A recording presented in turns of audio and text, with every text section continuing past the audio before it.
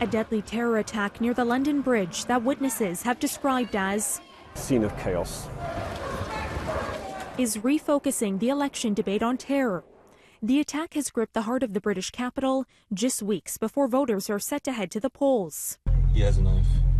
On Friday afternoon, a suspect identified as Usman Khan stabbed 2 people to death and injured 3 more before being tackled to the ground by some brave bystanders. There's a scream, there's blood. People thought it was an exercise at first. Very quickly, it was seen as something else. The attacker had a previous terrorism conviction and carried out his stabbing spree about a year after his release from prison. He was shot dead by police.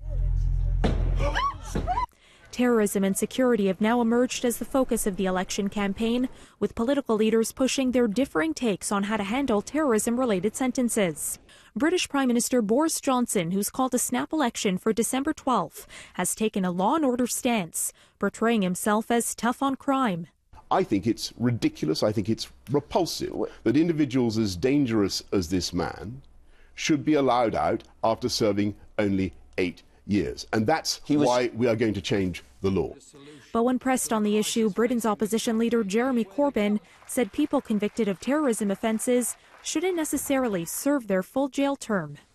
I think it depends on the circumstances, depends on the sentence, but crucially depends on what they've done in prison. So not necessarily then? No, not necessarily, no. I think there has to be an examination of how our prison services work and crucially what happens to them on release from prison. London's Metropolitan Police has identified the 2 people fatally stabbed.